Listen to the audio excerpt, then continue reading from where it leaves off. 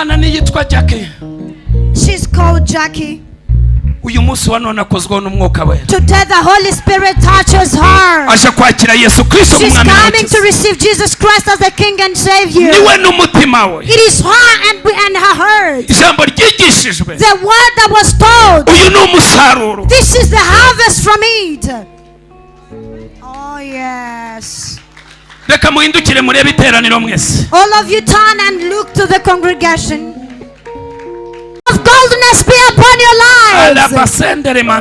Oh yes, Lord. Hari umuntu ijwi ryanyongoreye. There is a person, the voice whispered to me, ushaka kwakira Yesu Kristo nk'umwami n'umukiza. who want to receive Jesus as the King and Savior. Natambukaze natandimo ndamwumva. Step forward. I can Tambukuze feel. ma, tambukuze. Ngwino wakire Yesu, ngwino ubuzima bwawe Yesu. Step forward and submit your life to Jesus. Ngwino ubuzima bwawe Yesu. Come quickly. Wigira ubwoba ndimo ndakumva. Ngwino ubuzima bwawe Yesu.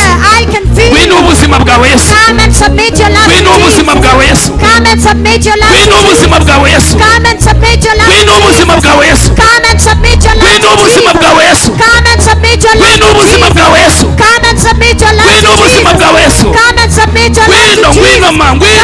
Come.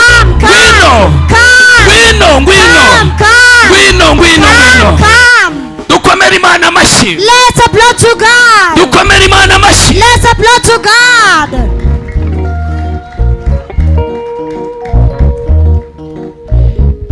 Uyu mwana ni yitwa Jackie. She's called Jackie. Uyu munsi wa none akozweho n'umwuka wera. Today the Holy Spirit touches her. Aje kwakira Yesu Kristo She's nk'umwami coming to n'umukiza. receive Jesus Christ as the King and Savior. niwe n'umutima we. It is her and her heart. Ijambo ryigishijwe. The word that was told. Uyu ni umusaruro. This is the harvest from it. Oh yes. Reka muhindukire murebe iteraniro mwese. All of you turn and look to the congregation.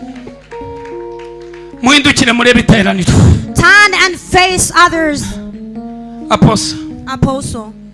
Igira hino. Come closer, please. Uyu ni umugisha ukomeye n'iminyago. This is a great blessing. Uyu ni umusaruro ukomeye. This is a great harvest. Baguhe mikoro. Have a microphone. Ugiye kwakiriza aba bana agakiza. You're going to help them to receive Jesus. Pila talonsi. Hallelujah. Sari boni santa. Oh yes, Lord. Hold each other hands. Siboni santa. Oh yes, Lord. Shapras. Toni anda buruke. Say King Jesus. Repeat after me, King Jesus. I come before you. I thank you that I encounter you today. You got to know my name. I humble myself before your sight. Forgive me all my sins. Cleanse me with your zob. May your power be upon me. May your mercy dwells upon me. Ignore my past history. Everything I did and I went through. From today, I believe that Christ died and rose again.